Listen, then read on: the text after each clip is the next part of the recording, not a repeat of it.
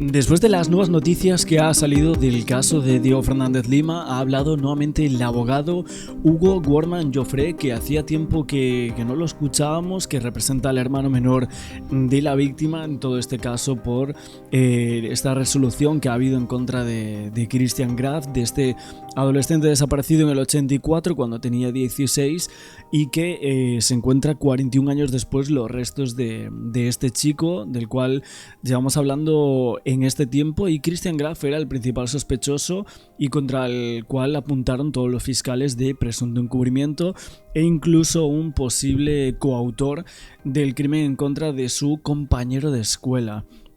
Es verdad que hay una postura que adopta la sala número 4 en la cual aseguran que hay que investigar ahora sí a la familia de Graf de arriba abajo. Van por fin a investigar toda esta familia, quiénes eran realmente, por qué cambia todo esto ahora mismo. Y es que los camaristas destacan que hay que buscar la verdad porque la renuncia consciente a la verdad es incompatible con el servicio de la justicia. ¿Va a haber justicia realmente por Diego Fernández? Lo que quieren es que sí, pero a mí me parece bastante complicado, hay que decirlo, aunque evidentemente nosotros tenemos que seguir cubriendo el caso, ¿no? Aún así para Graf y para su familia dicen que vienen atravesando una incomodidad bastante grande con todo esto, esa imputación. La verdad es que su abogado el otro día dio unas declaraciones, dijo algo así como que le habían dado con una pieza a Diego Fernández que le atravesó el pulmón y que cayó en un paro respiratorio. Esto es algo que no había salido hasta el momento, pero es verdad que era bastante alto en aquel momento este chico llamado Graf, pero la persona que le dio por la espalda al joven y defenso Diego Fernández Lima fue un hombre y bastante grande. Muchos decían, no, es que puede que sea el padre, ¿no? Aún así, he visto mucho movimiento en las últimas horas con este caso, y que es un asesinato que da igual que quién sea el asesino, caiga quien caiga, debería caer alguien aquí, y obviamente nosotros vamos a estar cubriendo todo esto. Vamos a ver qué decía el abogado Hugo Wortmann, que hacía tiempo que no salía a la palestra. Por suerte, gracias a Dios, falló a favor de la familia Fernández Lima. Estamos en línea con su abogado, Hugo Wortmann Joffre. Queremos saber bien los detalles de cómo se anuló el sobreseimiento de Christian Graf. ¿Qué tal, doctor? Acá con Pía, con Vivi, con ese los saludamos. Buenas tardes. Buenas tardes, ¿cómo están? Gracias por el llamado. No, por favor. Gracias, Hugo, por su tiempo. Doctor, me imagino primero preguntarle cómo se enteró de esta noticia y comentarle si fue usted quien le cuenta a la familia, ¿no? Qué alegría debe ser para esa familia, vienen pasando tantos momentos en los últimos días, ¿no? Después de tantos años. Sí. Uno de mis socios habló con Javier, el hermano de Diego, y Javier estuvo presente en la audiencia. Igual tuvimos la sensación de que los jueces nos iban a dar la razón por las preguntas que hacían y por el tenor del interrogatorio que le hicieron al abogado defensor. Se notaba que los jueces no estaban de acuerdo con el fallo. Ay, y bueno, y a partir de ahí, ¿usted lo esperaba, doctor? Sí, ya se veía que el fallo estaba se veía. Por lo menos carente de fundamentación, eso por lo mínimo. Claro. Lo que yo le consultaba también acá con algunas personas que charlaba del caso es que lamentablemente ahora estamos, me parece a mí, dígame si no es así, doctor, o si hay algún cabo suelto dando vueltas, que si no se quiebra Christian Graf, lamentablemente no vamos a saber qué pasó con Diego Fernández Lima. No, pero la Cámara lo que dijo fue que hay que investigar primero el homicidio, sí, y después todos los delitos conexos de los cuales puede haber sido autor Graf si no tuvo vínculo con el homicidio. Él puede saber. Uno de los jueces, ahí el doctor Luchini, dijo... Claro, a ver, lo importante ahora mismo en estos años es si realmente él sabía algo o no sabía. Por lo que parece y lo que creen los jueces y los fiscales que inducen todo este caso, es que él sí sabía. Entonces, que la absolvieran y se acabara el caso era bastante extraño. Ahora con esta reapertura de la investigación parece algo más loable lo que aquí está sucediendo, ¿no? Porque desde el minuto 1 venimos prediciendo lo que iba a pasar y muchos no nos creímos todo esto, ¿no? Y pensamos en que sí, que este señor conocía los hechos y que estaba encubriendo o a él mismo o a alguien de su familia. Dijo, es claro que él era compañero, Sí, sí. y por más que niegue saber, y por más que niegue, el muerto lo tenía En el en fondo su de la casa. y tenía un conocimiento, claro, lo tenía un conocimiento previo, con lo cual lo que hace la Cámara es dejar abierta todas las cosas. Claro, lo que dice el abogado es conocimiento previo de que esos restos estaban ahí y que no en algún momento se iban a encontrar, él no lo sabía, pero en cuanto se encuentran, él hace una serie de maniobras para tratar de distraer a los obreros, incluso a la investigación, pensando que absolutamente ninguno de esa familia pudo haberse deshecho de ese cuerpo ahí en el 1984. Sí. Investigar los delitos más cercanos, los que no están prescriptos, y respecto de los delitos que pueden estar prescriptos, saber la verdad, o sea, saber quién fue. Sí. Pero sí, eso lo entiendo, ese es el objetivo, pero ¿con qué elementos se puede contar para llegar a eso, hoy por hoy? Hay muchos elementos. Imagínense en un pacto de silencio, Sí. sostenido durante 40 años, ¿sabe la cantidad de testigos que hay? Incluso nosotros por ejemplo pedimos el divorcio, este señor tiene un primer divorcio. Ah, mirá, no lo de su sabía mujer, eso. claro, con 2 hijos. Mirá, tiene un matrimonio no previo, eso no sabía. lo sabía, eso es una O novedad. sea, es importante escuchar a quién era la mujer en su momento. Una vez con una producción de un medio televisivo porque quería hablar. Bueno, entonces, digamos, los pactos de silencio con un muerto en el fondo de la casa durante 40 años. ¿Cómo? O sea, que la esposa de Christian Graf, o sea, la ex esposa de Graf quería hablar en televisión. O sea, puede ser que con ese testimonio el caso de un vuelco total. Veremos si a ver qué pasa ahí. Si realmente hubo contactos, para qué no hablas esta persona. Ojo, porque puede ser la piedra angular por la cual giren todo este tipo de teorías. Un testimonio de una persona que estuvo con él muchos años y que hubo una separación, que evidentemente estará hablando con abogados, viendo a ver qué se puede decir. Las televisiones, no sé qué pacto habrían tenido con esta mujer, pero bueno, veremos si nos sale, si de repente aparece la figura de la primera esposa de Christian Graf, la que tiene ahora, esta mujer que sale ahí en las fotos con él y todo. Evidentemente hemos visto que no quiso aportar nada en contra de su marido, ¿no? Obviamente con el que está casado y con el que está actualmente. Pero su ex esposa puede ser que diga algo, que haya pasado algo con ella que dé pie a especular mucho en torno a la desaparición o la muerte de Diego Fernández Lima. Incluso si esta mujer en algún momento Graf le hubiese dicho algo acerca de esta desaparición. Esto contradecería muchísimo la versión que dio ante la fiscalía el propio Cristian Norberto, ¿no? Veremos qué sucede y a ver si en algún momento sale esta persona. Previo, eso no lo sabía, eso es una O novedad. sea, es importante escuchar a quién era la mujer en su momento. Claro. Una vez con una producción de un medio televisivo porque quería hablar. Bueno, entonces, digamos, los pactos de silencio con un muerto en el fondo de la casa durante 40 años no se pueden mantener, No se puede mantener. de hierro. O sea, siempre una mucama que sabía y que iba a limpiar, Sí. una vecina que sabía, un Sí. hijo que está enojado, no sé, digamos. Bueno, se va. quizás le pifié el nombre propio, pero evidentemente vamos por lo mismo. La verdad se va a saber si alguien habla, si alguien rompe ese pacto de silencio. Y yo lo que digo es que es muy difícil sostener un pacto de silencio durante 41 años, donde hay muchos testigos que uno va dejando Ok. a lo largo de tantos años de silencio. Claro, ¿no? Entonces, bueno, tantos me años de parece que- silencio y con un cuerpo que finalmente terminó apareciendo. ¿Y qué habla? El cuerpo habla. Claro. El cuerpo habla porque el cuerpo dice que murió de manera violenta, Ujú. que fue el primer enterramiento, el lugar donde lo mataron Claro. es el lugar donde finalmente No se lo movió eh, después. no se lo movió de ese lugar. Bueno, con lo cual Sí, yo sí, creo que sí. estamos bien. Bueno, doctor, ¿qué le dice Javier y qué le dice la mamá de Diego? Ay. Pienso siempre en esa mamá que siguió esperando durante tantos años a su hijo con la habitación intacta. Cada vez que sonaba el teléfono tenía la esperanza de que sea él. Imagino que lo que quiere es justicia, obviamente. Sí, la mamá quiere justicia, y bueno, y lo difícil es poderle explicar todas las circunstancias estas que son los vericuetos de la justicia, ¿no? De que no se puede investigar el homicidio si está prescripto, se puede investigar, pero es difícil llegar a determinar una autoría, si no hay una ruptura de un pacto de silencio. Entonces, lo que quiere es justicia ya. Y bueno, la justicia ya es difícil, ¿no? Doctor, muchas gracias por su tiempo. Ojalá que se avance a conocer la verdad y se sepa qué pasó con Diego.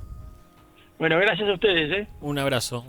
Bueno, luego creo que también dio unas declaraciones para un medio de comunicación escrito, para Clarín, este abogado, y dijo que ahora había que investigar absolutamente todo, a la familia Graf de arriba abajo, a todos sus componentes, que había que estudiar distintas hipótesis, distintas autorías, porque había una responsabilidad del Estado argentino en brindar a Fernández Lima un servicio de justicia en los términos de las convenciones internacionales en materia de derechos humanos. Y así, obviamente, si este señor encubrió el delito, pues condenarlo por ello.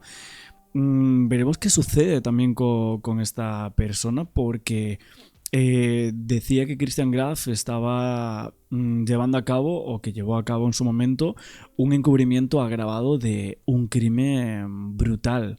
Diego Fernández Lima, porque anularon el sobreseimiento de Christian Graf, el propietario justamente de la casa donde encontraron este 20 de mayo los restos de Diego Fernández Lima. Pampa. Sí, la acusación, ¿no? La resolución de la Cámara es mucho más amplia que una sola anulación del sobreseimiento, porque lo que anula la Cámara en sí es la investigación que de alguna manera hace que López Perrando impute a Fernández Lima por encubrimiento, porque básicamente dice...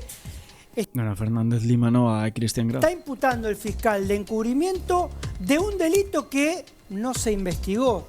Entonces lo que hace es, como no hay delito precedente investigado, no puedo tener a un imputado ni procesado ni sobreseído. Entonces, ¿qué dice la Cámara en cuestión?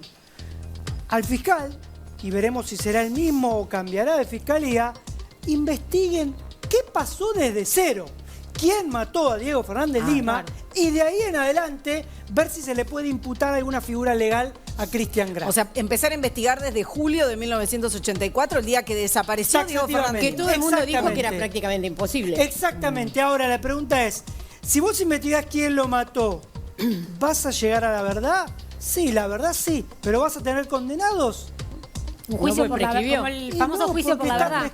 Esto lo que trae es tranquilidad para la familia, imagino. Sí, saber qué pasó con su hijo, en definitiva. Porque ellos quieren y buscan la tranquilidad de tener a alguien detenido, pero A ver, tranquilidad no tanta, pero por lo menos una esperanza para seguir luchando en que se esclarezca parte o un poco de la verdad del caso por el cual su familiar fue asesinado. Creo que ese es el punto aquí de este anulamiento del sobreseimiento de Christian Norberto Graf. La realidad es que si el delito que genera el encubrimiento también está prescripto, porque el delito de homicidio prescribe a los 15 años, cuando sepan quién mató, si saben, si pueden llegar a la verdad de quién mató a Diego, ahí van a poder imputar, ponele el encubrimiento a Graf. Ahora, si el primer delito está prescrito, era la cuestión que llevaban los abogados de Graf a la justicia. ¿Van a ir por la autoría del encubrimiento de Graf? Acá siempre pasa lo mismo, papá, que lo hemos hablado en otros casos, que es, hay que recordar los nombres de los jueces, de los funcionarios judiciales. No era porque son los tipos que son 40 años. Sí. Son 40 años que o no tuvieron la habilidad como para poder investigar bien, o no quisieron investigar bien, la policía no se quisieron meter. La policía te diría que exactamente. Cualquiera, o los tipos que se encargan de custodia o de alguna manera de vigilar a la policía. Porque hay fiscales, hay jueces. Pero perdón que te interrumpa también con esto, pero esto toma notoriedad justamente porque en esa casa había vivido en su momento Gustavo Cerati. Si no, es una obra en construcción, encontraron restos, nadie investiga absolutamente nada. Bueno, ahora te pregunto, Pampa, ¿es común que no se encuentre a la gente y no pase nada? No, evidente. ¿Cuánta gente? Si no hay cientos de chicos que no aparecen. Missing Children, hay cientos, creo que hay como 200 y pico hoy, que nadie sabe dónde están. Pero ¿esto cuánto puede complicar entonces a Christian Graf? En definitiva, la complicación, desde mi punto de vista, va a ser nula. Porque ¿Y entonces? ponele que lo mató Christian Graf. Sí. Ponele que empiezan O el padre a investigar, que murió. O el padre. El padre, si fue el padre, ya está extinta la acción penal porque murió. Si fue Christian Graf, al otro día van los abogados de Christian Graf y dice: me presento y Todo digo caduco, que, obvio. habiendo pasado el tiempo, pido la prescripción, chau. Entonces vas a tener la condena social. De esta manera ni siquiera tenías la condena social. Pues olvidar. Bueno, evidentemente lo que ahora mismo también se busca es condena social, pero condena por un delito de encubrimiento, que es algo bastante grave. O sea, estamos hablando de... No, es que ya prescribió. No, pero es que el delito que se está investigando contra Graf no prescribió. Y él puede ir a la cárcel por esto. Y veremos a la demás familia si realmente pueda llegar a tener también el mismo delito en el año en el que estamos ahora mismo, ¿no? En Argentina, y que la justicia dé pie a que se pueda condenar a otras personas que no sean el señor Cristian. La gente, ¿vos te pensás que la gente se acuerda de esto? ¿Se acuerda ahora porque Cerati y si sale la madre, si salen los familiares y che, yo quiero por el juicio de la verdad, ¿quién pudo haber matado a mi hijo? Pero el gran tema es la justicia argentina y sobre todo, y esto hay que recordar, me decías por qué el gobierno llegó, hay un montón de lugares de la justicia, casi el 40% de los puestos de los fiscales hoy están vacantes. Lo mismo pasa con los jueces. ¿Por qué? Porque no se ponen de acuerdo el poder político para poder cubrir esos lugares y muchas veces cuando tiene un fiscal, digo, tengo 5 casos, investigo uno bien y los otros 4, que sea viva la Pepa. Bueno, muchas cosas que analizar aún en este caso. Seguiremos analizando todas las noticias que vayan saliendo y los giros en esta causa que van dando y este anulamiento del sobreseimiento del único sospechoso en estos momentos. En este caso, el caso Coglan, así se lo conoce, el caso del asesinato de Diego Fernández Lima, ocurrido en 1984, cuyas circunstancias todavía siguen siendo misteriosas y se intentan establecer. Pues bien, la noticia de último momento es que el juez ha aceptado a la familia de Diego como querellante. Estamos con el doctor Hugo Worman Joffre, que es abogado de los Fernández Lima. Doctor Joffre, ¿cómo le va? Gracias por atendernos. Está Diego Cañete allí, perdón. Hola, Buen Diego. día, Guillermo. Así es, estamos con Hugo Worman Joffre, quien nos recibe unos minutos para traernos un poco más de claridad y ahora como abogado representante de la familia de Diego Fernández Lima. Sí, efectivamente, el juez nos ha tenido como parte, hemos recién tenido acceso a la prueba y al expediente y estamos preparando un escrito realizando algunas peticiones. Ajá. Nos está escuchando sí. El doctor Doctor, Guillermo. ¿Cómo le va? Vamos por el principio, ¿no? El principal sospechoso, que entiendo, sigue siendo Christian Graf. Él afirma que no solo no tenía vínculo con Diego, sino que además dice desconocer cómo llegaron esos restos a su casa. ¿Qué reflexión le merece esto? Bueno, él está ejerciendo su derecho de defensa, con lo cual todos los imputados siempre tratan de alejarse de la responsabilidad y de los hechos que lo vinculan a un delito. Así que está en su derecho, es un derecho constitucional y yo de eso no tengo nada que decir. Es mi responsabilidad y la responsabilidad del fiscal recoger prueba que demuestre que lo que él está diciendo no es cierto. Ajá. En tal caso, y si esto ocurriere, ¿existe la posibilidad de que se reactive esta causa, de que haya condenados o simplemente es lo que se denomina el juicio o el hecho de llegar a la verdad, pero que nadie pague por el asesinato de Diego? Bueno, la verdad es que lo primero que tenemos que tener claro son los hechos, que todavía, y la prueba que los avalan. Fíjense que la estrategia del fiscal, por ejemplo, ha sido imputar delitos que no están prescriptos, ¿no? Como por ejemplo, el encubrimiento, la obstrucción de la justicia. Claro. Entonces, primero tenemos que tener claros los hechos. Una vez que tengamos claros los hechos, recién podemos pasar a hablar de calificaciones jurídicas y si esas calificaciones jurídicas están prescriptas o no. Claro, pero para el juez la imputación del fiscal de encubrimiento no cumplía, digamos, los requerimientos. Puntualmente dijo que no tenían precisiones de la conducta y el delito.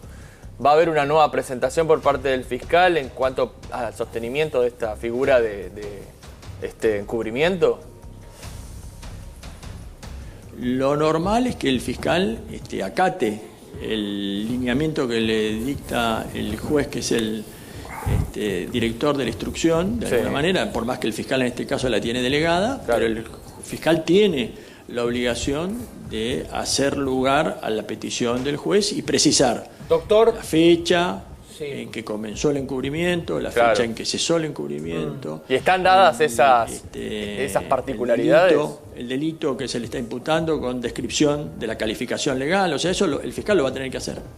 Bueno. No, doctor, preguntarle por las declaraciones de esta persona, del señalado, yo no sé si nombrarlo, de Graf. Sí, ¿por qué no? Porque, bueno, sí, obvio.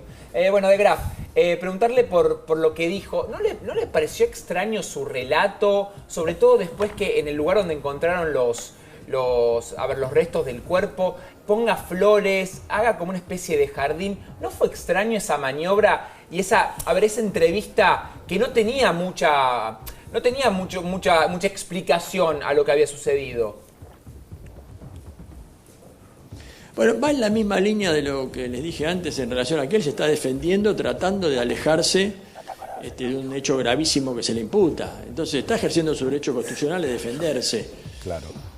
A mí me parece sí que es muy raro que una familia haya vivido 40 años con ese secreto en el jardín de la casa, ¿no? Claro. Me parece que eso evidencia una cierta patología dentro de ese seno familiar, porque se podrían haber mudado, por ejemplo, ustedes saben, este delito, el homicidio, el Código Penal establece que se prescribe la máxima pena. El plazo de prescripción son 12 años. Es decir, si este asesinato ocurrió en el 84, la prescripción operó en el 96. Con lo cual ellos se podrían haber mudado tranquilamente de esa casa. Y era el crimen perfecto. Ahora, doctor, con referencia a lo que está diciendo, le pregunto si los peritos establecieron que efectivamente los restos óseos fueron enterrados en la casa de los Graf. ¿Por qué? Porque en la nota que él realiza, plagada de contradicciones, en un momento dice, no fue de mi lado, fue del lado de donde se realizó la obra, del lado donde vivía Cerati. En su momento, ¿no? Sí, la casa de Marina. Claro. La gente que hizo el trabajo en la casa es gente que tiene una experiencia. Imagínense, Maco Somigliana, que es el director del Centro de Antropología, trabajó con nosotros en el juicio de los comandantes. Es una persona que ha hecho miles de excavaciones de personas desaparecidas. Entonces, la verdad que ellos en su informe dicen, es primera tumba. O sea, este es el lugar donde lo mataron, eso es y lo enterraron y nunca más se movió. Ahora todo ocurrió ahí. El encubrimiento permite, la figura de encubrimiento, ¿permite al fiscal pedir pericias psiquiátricas, psicológicas para este hombre? Bueno, por supuesto, el fiscal, puede, los artículos 26 y 41 del Código Penal justamente permiten hacer un informe socioambiental para saber justamente cómo funcionó esa familia, cuáles eran los roles. Este hombre también se divorció de una primera mujer, tiene hijos grandes, alguno de los hijos salió a hacer declaraciones, tiene una hermana, o sea, me parece que hay mucha información todavía para figuras de violencia en sí, ¿no? Sin denuncia en sí, pero un contexto violento. No lo sabemos. La patología a la que usted hizo referencia, ¿por qué la diría, doctor? No, yo lo que digo es que me llama la atención el año, ¿no? El año fue el año 84, es el año donde se estaba sustanciando el juicio de los comandantes. Habíamos recuperado la democracia en diciembre del 83. Y había mucha mano de obra desocupada en la Argentina. Acuérdense, estaba la banda de Aníbal Gordo, civiles que habían cooperado con la dictadura. Entonces la violencia era parte de la sociedad argentina en aquel entonces. Entonces yo no sé, esta familia, ese colegio era un colegio todo de repetidores, de gente que venía de grupos familiares bastante disfuncionales. Entonces, bueno, la verdad que ahí hay que investigar, hay que ver bien esa familia, si no tenía alguna vinculación con la violencia, ¿no? Porque para ver, el dato objetivo, el único dato objetivo que tenemos es una familia que acepta como código de silencio vivir durante 41 años con un cadáver en el fondo de la casa, evidencia alguna patología. No, sin duda. Y criar hijos en ese seno. Doctor, acá quienes han ayudado, entiendo mucho, han sido los obreros, los que estaban realizando el trabajo allí, quienes descubren los restos, porque además, en la charla que tenían con los Graf, el famoso bananero, no toquen el bananero, tengan cuidado, que es donde precisamente después encontraron los restos, ¿no? Había como puntos de referencia que ellos bien sabían que había que cuidar y que después, bueno, producto de la obra, llevaron al descubrimiento de los restos del joven, ¿no? De Diego.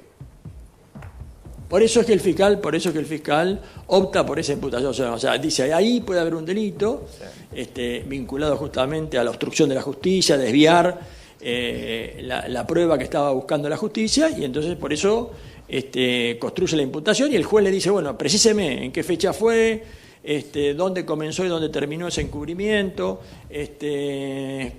solamente ese delito, hay otro delito que concurre. Bueno, la verdad que la actitud del juez ha sido correcta, ¿no? Doctor, cuando usted expresó lo de las bandas que quedaron, ¿no? Ya con el readvenimiento de la democracia dando vueltas por allí, parapoliciales, Aníbal Gordon, que secuestraban, etcétera, ¿la relación coetánea es con el papá en este caso? O sea, ¿habría que investigar la actividad que tenía el padre en la época de la dictadura militar? Yo diría, la familia, si ustedes miran, hay algunos Graf que aparecen, no sé si tienen vinculación o no, dentro de las listas de los casos de lesa humanidad. No sé si son parientes, no sé. Todo eso es materia de investigación. Pero ¿por qué con Fernández Lima puntualmente? ¿Por qué ¿Cuál sería el móvil? Claro. Decís. Sí, en el caso de la familia tiene que saber si recibió algún tipo de extorsión. Claro. ¿O no, doctor? No. Eso aparentemente eran familias que no tenían trato en el colegio. Eso dijo Cristian. Los chicos.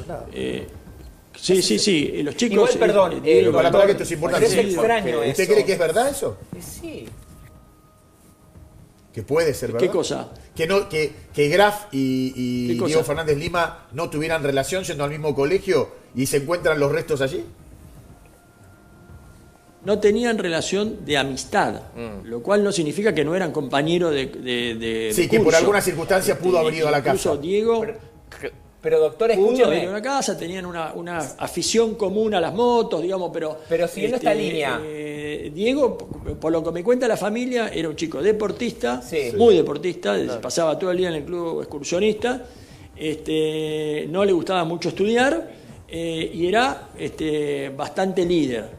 Este otro Graf, este señor Graf, todo lo contrario, ¿no? Parece ser que no había punto de conexión en la... Sí, el único punto de conexión que recuerdan los hermanos de Diego es la cuestión esta de las motos, la afición por las motos. Claro. Diego, doctor, tenía una motito. Yo esto lo hablé con Javier. Sígame esta línea.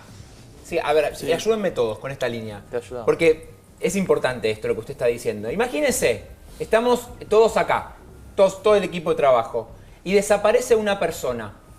El padre lo busca intensamente, la familia pone carteles en todo el barrio. Siendo uno compañero, ¿no se va a acordar de ese episodio? Eso es muy extraño. La verdad es que esa es la parte donde uno tiene que tomar en consideración que él se está defendiendo, no está diciendo la verdad. La verdad la tenemos que buscar nosotros. Entonces no tenemos que tomar su dicho como, bueno, no sé, se está defendiendo, está tratando de sacarse o está ocultando la algo, responsabilidad doctor. Encima. Sí, a ver, doctor. Sí, bueno, por eso que el fiscal habla de encubrimiento. Sí, acá hay que, perdón, ¿no? Sí. Es un caso difícil porque hay que retrotraerse 40, 41 años hacia atrás, en donde los vínculos de una familia probablemente no sean los mismos del presente. ¿A qué me refiero? Que también puede haber gente de afuera, novios, novias, etcétera, que habitaban esa casa asiduamente. ¿Eso está contemplado en el contexto de la investigación? Sí, claro. Ahí por eso es que yo hablaba de un informe socioambiental donde, digamos, la familia sigue viviendo en esa casa. Claro. Incluso hay alguna referencia también a que este señor Graf, el imputado, habría alquilado o explotado la casa que después ocupó Cerati como lugar de eventos, salón de fiestas, una cosa así. Es decir, que en algún momento la familia Graf, según la hipótesis, el informe, ocuparon las dos casas. Ah, o sea que la casa que era de Cerati. Eran dueños de una y la otra la de atrás la ocupaban. Comercialmente, la de al lado lo ocupaban comercialmente. Pero eso todo tiene que surgir de un informe. Esto es todo dicho de dicho, tenemos que convertirlo en prueba judicial. Pero usted sostiene, yo me quedé con lo de la mano de obra desocupada postdictadura y una vinculación con el padre. Eso me suena muy fuerte. Entiendo que usted tiene algo de información al respecto como para tirar una hipótesis. No, son hipótesis. El único dato objetivo que tengo es el año de desaparición de Diego, 1984. Esto es lo único que yo digo. En ese momento estábamos recién recuperando la democracia con una justicia federal en la que yo participé. Yo trabajé con Estracer y con Moreno Campo en el juicio del comandante, con lo cual conozco perfectamente cómo se vivía la justicia federal en aquel momento. Y empezaron a aparecer los secuestros, mano de obra desocupada por robos. Esa gente quedó desocupada. Entonces yo lo que digo es, una familia que logra convivir 41 años con un cadáver en el jardín de la casa, con un acuerdo de silencio total, criar hijos en ese ambiente y todo, bueno, lo vinculo con la violencia que vivía el país en ese momento. Pero no tengo ningún dato preciso, esto no me malinterpreten, que esta familia pueda tener alguna relación con grupo de tarea. No lo tengo, pero es una hipótesis. No, obviamente, porque además es un año bisagra. El 84, veníamos de 7 años de donde el silencio era salud, ¿se acuerda del dicho? El silencio es salud, en donde todavía, mejor no hablemos de ciertas cosas, y donde muchas cuestiones de gente que desaparecía allí en el límite con la llegada de la democracia estaba relacionada a sectas, barriales, etcétera, y a lo mejor no a esto que usted dice, en donde se abren otras ventanas. Interesante en el contexto del drama. Incluso yo decía, ese colegio, por ejemplo, no sé si tuvo desaparecidos, por ejemplo, un colegio de repetidores, no sé si tuvo centro de estudiantes, no sé nada. Entonces, todo eso, digamos, capaz que ya el cuerpo docente, los directores sabían que había habido desaparecidos adentro del colegio y cómo había reaccionado esa comunidad educativa frente a esa situación, si la familia Graf había de alguna manera vivido ese periodo. No, bueno, la verdad es que todo eso es materia de investigación. Última pregunta, que seguramente se la hizo la familia de Diego. Doctor, ¿vamos a llegar a la verdad? Yo creo que la verdad se va a saber, porque es muy difícil que en un crimen de esta naturaleza los silencios no se quiebren en algún momento luego de 41 años, ¿no? Me parece que, fíjense que todavía tenemos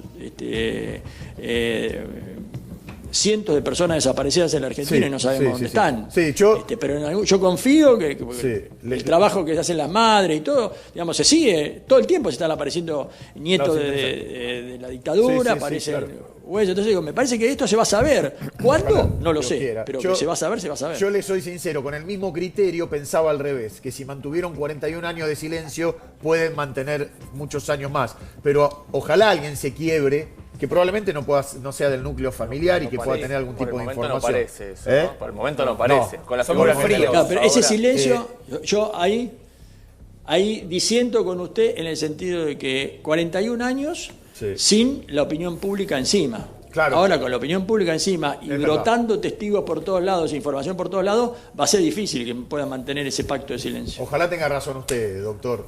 Sí, Diego. Sí, agradecerle al doctor estos minutos que nos dispensó para poder traer un poco de claridad y bueno, cómo avanza la investigación para saber qué pasó con Diego Fernández Lima, ¿no? Bueno, muchas gracias a ustedes por la preocupación y por la contención de la familia. Gracias, doctor. Gracias. Gracias, Diego, también. Dejó líneas interesantes. Pero la patología que me pasa, cada vez dudo más. Sí, la verdad, te juro, es como el doctor no quiero ser. Pero ¿qué pasa? Porque a medida que te dan más información, más preguntas, interrogantes y dudas genera. Sí, y más abanicos se abren de hipótesis, que parece alejarte cada vez más de la verdad. Si vos hablas con el abogado de hipótesis fueron. El abogado defensor de Graf te dice que no sabía cómo era la relación la persona fallecida con los profesores que tenía en la escuela. O sea, empezó a abrir el La abanico defensa hasta de para los Graf es muy profesores. endeble, ¿eh? Es una cosa terrible. Muy endeble. Es probable, lo que pasa que... A ver... De hecho, Domenech cuando le hace la nota le dice, no te creo. ¿Vos viste la cara que hace Graf cuando le dicen no te creo? Digo, la verdad que ellos no han aportado, yo creo, y esto le contamos a la gente, cuando los señalados no hablan, es porque están armando una estrategia con sus abogados. Sí, en este caso la estrategia fue fallida, porque él no sabía cómo explicar muchas cosas. Y No, yo cambiará tampoco, que sea fallida. Este hombre no va a ser imputado en nada. No, obvio. Arrancaron con la consigna de la prescripción. Sí. Claro. Acá la pelea es ir contra eso. Y esa es la única que le sostiene. Entonces, bueno, es lo que está haciendo Worman Joffre y todo su equipo de abogados. Ojalá lo logre. Lo habíamos adelantado también, el misterio de Coglan, así se dio por llamar esta historia que tiene como protagonista a un chico desaparecido un año después de vuelta a la democracia de la República Argentina. 1984. Exactamente. Bueno, comenzamos a narrar un poco justamente las primeras informaciones. Bueno, ¿quién era el joven enterrado en el chalet al lado donde vivió 2 años, Gustavo Exactamente. Cerati, Bueno, solo 2 años. Se conoce el nombre, Sí. Diego, tenía en aquel momento 16 años. Claro, muy chico, Sí, ¿eh? desapareció el 26 de julio Correcto. del año 1984. Mirá vos. Sus Bueno, padres creyeron que lo había secuestrado una secta. Bueno, mira vos, estudiaba en el ENET número 36. Jugaba ahí claro, en los mirá. excursionistas. Sí, y tenía 2 hermanos, su madre vive. Su madre vive. Ahora vamos a compartir también declaraciones que hizo el propio club. Pero, ¿qué se sabe puntualmente de su desaparición? Esto que decía recién Lourdes. Sí, fundamental es eso, ¿eh?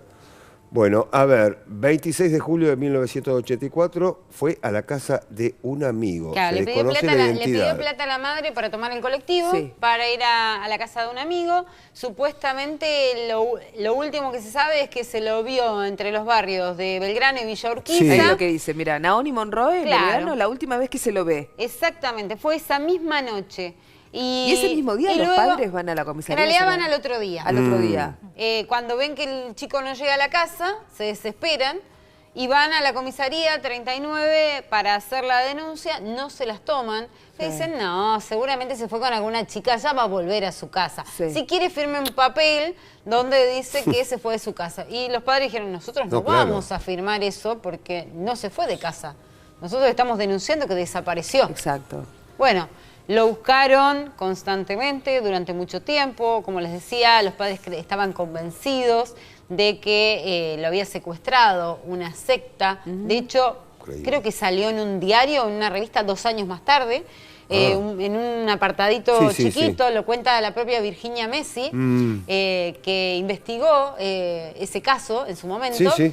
Y después, bueno, fue pasando el tiempo, y con esto...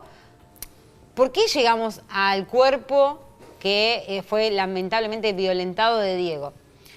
Porque estaban haciendo una excavación y en el medio de una excavación por obras, en la medianera, digamos, de lo que era la casa de Gustavo Cerati, donde había vivido Gustavo Cerati un tiempo, y la casa vecina, encuentran huesos. Inmediatamente se abre una investigación.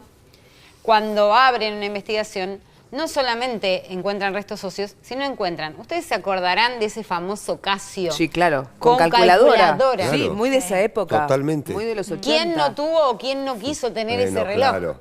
Era maravilloso. Bueno, encuentran eso, ya te databa más o menos del tiempo La fecha. en la cual había sido el crimen de esa persona. Porque estaba enterrado, primero no se sabía qué había pasado. Cuando se analiza, cuando antropología forense analiza el cuerpo, detecta que había sido apuñalado. O sea, había tenido una muerte violenta. Y después enterrado. Sí. Además se encontró el reloj que le decía Casio, encontraron una moneda, las típicas monedas japonesas. Sí, ahí ¿vieron? estamos viendo, esa mirá. típica moneda. Sí. Ahí está, ahí la estamos viendo, que se cuelga, se siguen claro, vendiendo el día de hoy. claro. Ahí está el reloj. Después encontraron un llavero con una llave. Mira, el Ahí lo llavero estamos naranja con la llave, ¿ves? Exacto. Después una media blanca, con restos obviamente de su cuerpo, y 150 1 fragmentos de restos y además las piezas dentales. Miren, ahí fueron reconstruyendo todo el cuerpo y terminaron haciendo una prueba de ADN con la madre de este chico desaparecido en 1984. El cotejo da coincidencia y se develó un secreto de años, digamos, un crimen perfecto. Porque hoy la causa está prescripta, Sí, por claro, supuesto. pasó un montón de años, lógico. Pasaron 41 años ¿Qué te desde parece? el momento en que desapareció este chico. Desde Y que se nunca- conoció la noticia, no sé qué les pasa a ustedes, pero yo no puedo dejar de No, pensar no. en esa madre ¿Pero qué te parece? que está viva. Que está viva y que van Y y le sus cuentan, hermanos. mire, La madre y la sus persona que está enterrada en este lugar de Coglan es su hijo. Dios mío.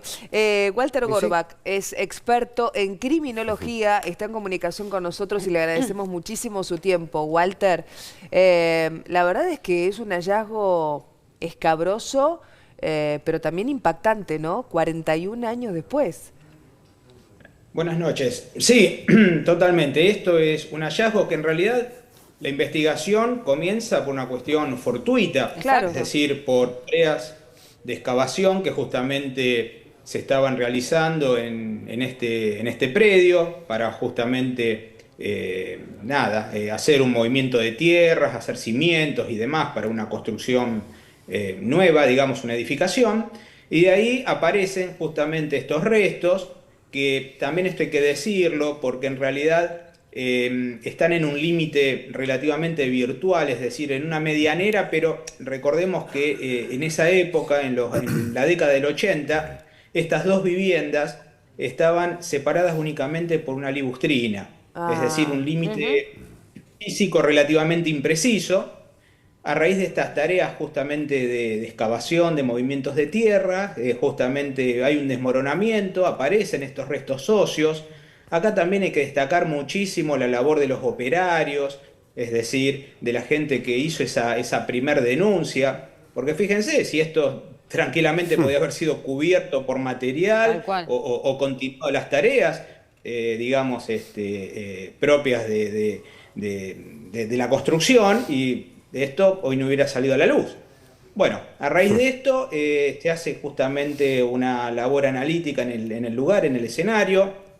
Ustedes muy bien ahí relataron que se encontró un reloj Casio, calculadora, compatible justamente con la época de la desaparición de esta persona, y otros elementos, entre ellos justamente restos óseos, en una fosa relativamente muy pequeña, de 1,20 metros de largo, por 0,60 centímetros de ancho y 40 centímetros de profundidad.